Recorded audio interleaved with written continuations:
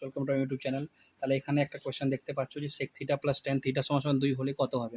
তো এর আগে আমি তোমাকে বলেছি এর একদম শর্টকাট ফর্মুলা হচ্ছে যে যদি তোমাকে sec theta plus tan theta value দেওয়া থাকে তাহলে sec থিটা ভ্যালু হবে, কিছু করতে হবে না, তোমাকে লিখতে হবে এখানে sec থিটা, এর আমি লিখবে, লিখে এখানে যেটা 2 দেওয়া আছে এটাকে 2 লিখবে, এখানে প্লাস দেবে, এর উল্টো লিখবে, মানে 2 লেখা আছে এটা 1/2 লিখে দেবে।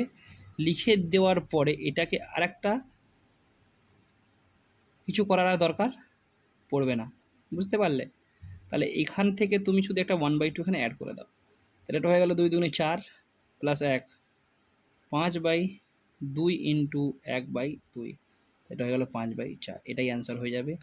এই ধরনের শর্ট ভিডিও দেখার জন্য আমার চ্যানেলটাকে লাইক করুন, সাবস্ক্রাইব করে রাখুন, তাহলে এই ধরনের ভিডিওগুলো পাবে।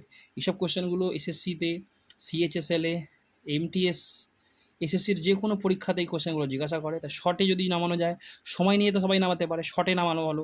তাহলে আমার ট্রিকটা মাথায় রাখবে যে sec theta plus tan theta যদি 2 দেওয়া থাকে, তাহলে sec থিটা বার করতে গেলে কী করবো, এখানে 2 দেওয়া আছে, 2টাকে লিখে দিলাম, প্লাস দিলাম, এর উল্টো লিখবো, যদি 2/1, যদি 3 থাকে 3 তাহলে 1/3, 4 থাকলে 1/4, আর একটা 1/2 দিয়ে সব সময় মাথায় রাখবে। এই 1/2টা এই যে 2 এর জন্য আসেনি, কিন্তু এটা 1/2 সবার জন্য হবে। যদি এখানে 3ও থাকতো তো 3 + 1/3 ইন্টু 1/2, 6 থাকলে 6 + 1/6 ইন্টু 1/2, 7 থাকলে 7 + 1/7 ইন্টু 1/2, তাহলে সবসময় তোমার অ্যান্সার মিলবে।